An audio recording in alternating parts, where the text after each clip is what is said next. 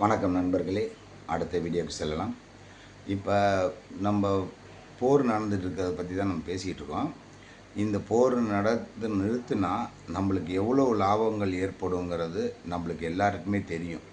இந்த நாடுகளில் வந்து கிட்டத்தட்ட உலகத்தில் 195 நாடுகள் இருக்குது.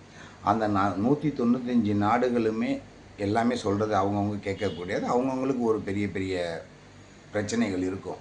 இதில் 5 நாடுகள் வந்து பார்த்திங்கன்னா உலக வர்த்தகத்திலேயே பயங்கரமான நாடுகள்னு சொல்லலாம்.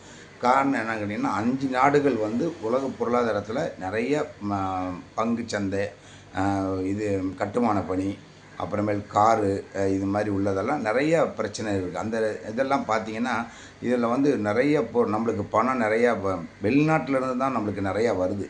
அது நம்ம உலகத்தில் எல்லா நாட்டிலையுமே நம்ம போட்டிருக்கோம். அதுலேருந்து வரக்கூடிய வருமானங்கள் எல்லாமே இருக்குது. இப்போ உதாரணமாக இப்போ நம்ம எல்லா கப்பலுமே அங்கே நிற்கிது. ஒரு கப்பல் வெளியே எடுத்தோம்னா எல்லா கப்பலும் போட்டுருவோம் அப்படிங்கிறாங்க.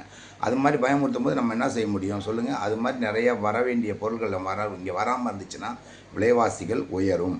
அதுதான் காரணம். நம்மளுக்கு வர வேண்டிய எல்லா பொருளுமே அவங்களுக்கு வெளிநாட்டிலேருந்து வருது, வைக்குது, செய்யுது. இங்கே நம்ம தமிழ்நாட்டை எடுத்துக்கங்க. இங்கேருந்து நம்மளுக்கு வந்து ஒரு மனிதனுக்கு முதுகெலும்பு எதுன்னு கேட்டிங்கன்னா, நம்மளுக்கு ஒரு மனுஷனுக்கு முதுகெலும்பு நிச்சயம். மண்டையில் ஓடல மூளை இருந்து எல்லாம் செயல்பட்டாலும் முதுகெலும்புன்னு ஒன்று இருந்தால் தான் நம்ம நிற்க கூட முடியும். அதே மாதிரி நம்ம தமிழ்நாட்டுக்கு விவசாயங்கிறது ஒரு முதுகெலும்பு. அதே மாதிரி ஒவ்வொரு நாட்டுக்கும் ஒவ்வொரு விதமான இருக்குது. அதில் வந்து நம்ம சில இதெல்லாம் நம்ம பார்ப்போம். அமெரிக்காவை பார்த்திங்கன்னா பங்கு சந்தையில் வந்து ரொம்ப பிரபலம். அதே மாதிரி பெரிய பெரிய நிறுவனங்களில் வந்து தொழில்நுட்பம் எல்லாமே முதலீடுகளை அதிகமாக பண்ணியிருக்கிறாங்க. பங்குச்சந்தையில் ஷாக் மார்க்கெட்டுங்கிறது வலுவான ஒரு பிரச்சனை. அதே மாதிரி சீனாவை எடுத்துக்கோங்க. நம்ம இதில் வந்து நான் சொல்லியிருக்கேன், அமெரிக்கா, சீனா, இந்தியா, ஜப்பான், இன்னொரு நாடு தான் ஜெர்மனி. இப்படி ஒரு 5 நாடு இருக்குது. இந்த 5 நாட்டில் நீங்கள் எடுத்துட்டிங்கன்னா அமெரிக்கா வந்து அது மாதிரி பங்குச்சந்தை இது மாதிரிலாம் இருக்குது. இது வந்து சீனாவை எடுத்துட்டிங்கன்னா தொழில்நுட்பம், அப்புறம் உலக லெவலில் உலகத்தில் எவ்வளவு எடுக்கோ அவ்வளோ நாட்டிலையுமே முதலீடுகளை அதிகமாக அள்ளி போட்டிருக்காங்க. இது நம்ம இந்தியா மாதிரி தான் அதுவும் எப்படி நம்மளுக்கு சீனாவில் எப்படி மக்கள் தொகை அதிகமாக இருக்கோ அதே மாதிரி இங்கேயும் மக்கள் தொகை அதிகம். இந்த 2 நாடுகளில் தான் மக்கள் தொகை அதிகமாக இருக்கிற இடம். அதனால் பங்கு வர்த்தகத்திலையும் அதிகமான முதலீடுகளை இந்த 2 நாடுமே போட்டிருக்கு அப்படிங்கிறது அதில் எந்த சாத்தியமும் இல்லை.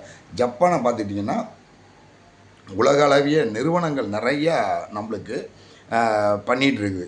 உதாரணமாக காரு, தொழில்நுட்பம், இது மாதிரி பண்ணுறதுக்கெல்லாம் இதுக்கு தொழில்நுட்பத்தை உற்பத்தியில் மெயினாக முக்கால்வாசி எதுன்னு வேணால் ஜப்பான் பொருள் அப்படிங்கிறோம்ல, அது மாதிரி தான் இதை வர்றது எல்லாமே அதிகமான பொருட்களை கண்டுபிடிச்சி நம்மளுக்கு இறக்குமதி பண்ணுறது.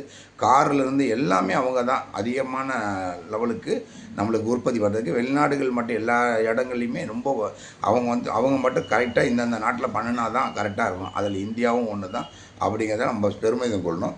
அதுக்கடுத்து நம்ம பார்த்திங்கனாக்கா ஐரோப்பியில் வந்து கார் தொழில் மட்டும் கிடையாது, பெரிய பொருளாதாரம் வந்து நிறையா இருக்குது. ஜெர்மனியில் வந்து கட்டுமான பணிகள் நிறையா இருக்குது, எல்லாமே இருக்குது. அதில் வந்து ரொம்ப சின்ன நாடுகளாக இருந்தாலும் அதில் அவ்வளோ முதலீடுகளை நிறைய அள்ளி போட்டிருக்காங்க.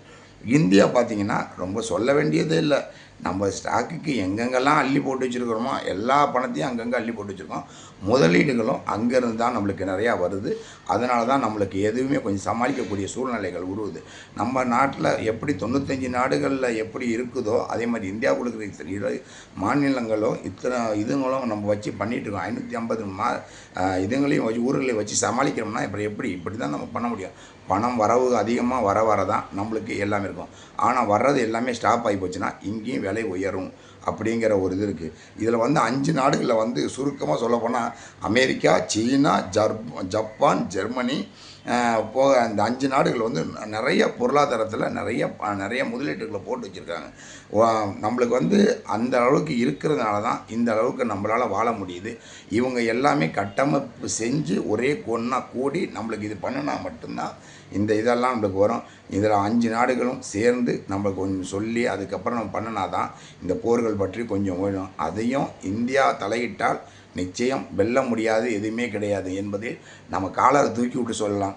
நம்ம நாடுகள் எல்லா இடத்துலையுமே நம்ம இந்தியர் என்பதில் பெருமிதம் கொள்வோம், இணைந்தே பல பல இதுகளை பண்ணுவோம்னு சொல்லி நம்ம சொல்கிறோம்ல, அது வந்து வாய்ச்சாவல் கிடையாது, உண்மையான இதுதான். பட் என்ன அப்படிங்கன்னா, இந்தியா தலையிட்டால் எல்லா இடத்துலையும் எல்லா புகழும் சேரும். அதே மாதிரி எல்லாருமே நம்மளுக்கு நட்புறவு நாடுகள், நம்ம சொல்லி யாரும் கேட்காம இருக்க போகிறது கிடையாது. இந்த போன் முடிவுக்கு வரணும், விலைவாசி கம்மியாகணுங்கிறது எல்லோருடைய எதிர்பார்ப்பும், என்னுடைய எதிர்பார்ப்பும், உங்களுடைய எதிர்பார்ப்பும் சொல்லிக்கொள்ள விரும்புகிறேன். நன்றி, வணக்கம். மீண்டும் சந்திப்போம் அடுத்த வீடியோவில். பாய் நண்பர்களே. லைக் பண்ணுங்கள், ஷேர் பண்ணுங்கள், கமெண்ட் பண்ணுங்கள். உங்களோட என்னோட பகிர்ந்துக்கிட்ட அனைத்து உள்ளங்களுக்கும் நன்றி நன்றி நன்றி.